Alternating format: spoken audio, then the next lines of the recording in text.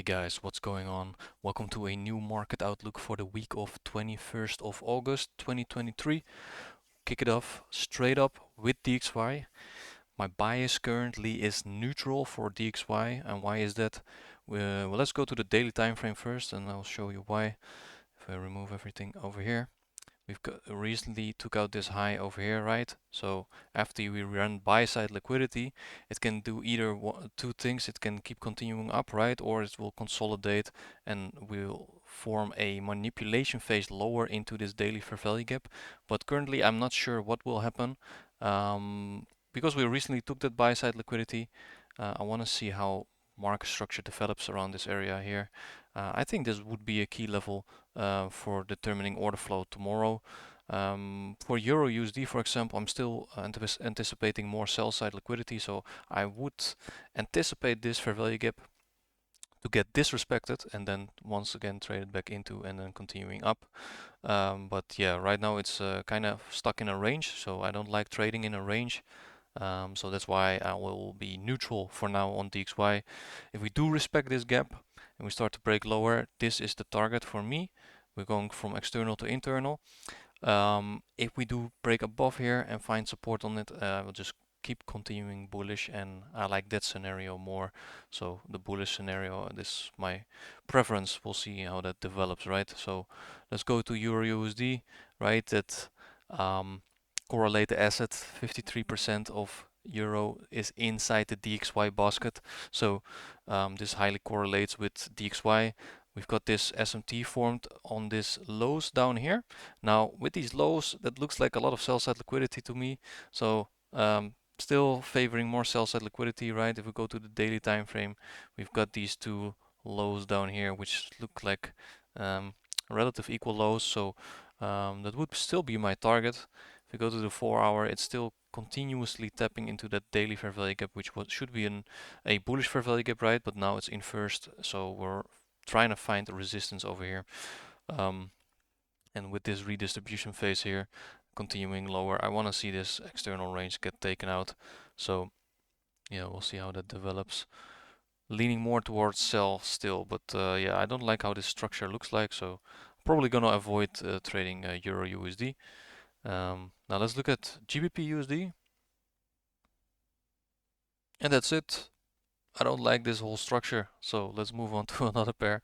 Nah, not for real though, but don't try to force a trade in this kind of price action. It's consolidating, and you want to be in a clean move, like that one shot, one kill movement, right? Like those 60 to 80 to 120 pip runs. You want to catch a portion of those runs, and this is not all too favorable in my opinion.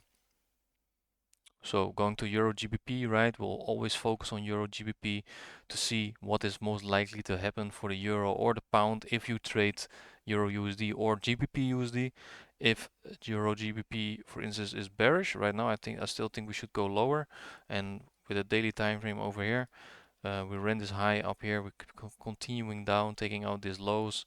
Now we're leaving this fair value gap behind over here. This one should definitely not get revisited. If this one gets revisited, it's more likely it will take out this high too. So I like this IOFET over here. Maybe tomorrow we tap into this one once again and then continue to decline, but I'm favoring this sell side liquidity to get taken. So which in turn makes the pound more that makes the pound stronger than the euro, right? So the euro is the weakest out of these two. So if DXY decides to go bullish, then euro USD will be the better sell instead of GBP USD. Let's look at GJ. I removed all the annotations earlier, but we were focusing on this fair value gap last week, right? But yeah, this one never got tapped. So, and look at this Monday candle today, like 180 pips almost. Pretty large candle, and it's bullish, and it will remain bullish for the longest time. I can see it go all the way to 200. Yeah, this high up here is 188, and these highs up here is 196. So, and then you have this inefficiency up here. So this looks super bullish to me. I would never look on a sell for GJ, even though those retracements can be like 150 pips. Better off be in the higher time frame order flow, which is bullish in my opinion. But I think I will not focus on GBP JPY. Let's go to ES. Let's go to the daily time frame. Now, last week I outlined this order block, if you guys remember, right? We dipped into it, ran this high from Monday, and then kept declining lower, right? Sometimes English is hard. It's not my native language, but we declined lower and lower and lower and took out the sell side liquidity as expected, right? Now, we took out this low, right? So now we want to return into an inefficiency, and then I still believe we should go a little bit lower with DXY bias being bullish. The bias obviously right now is neutral, but it's more likely to go bullish in my opinion than bearish. And with that being said, equity should follow lower in that occasion.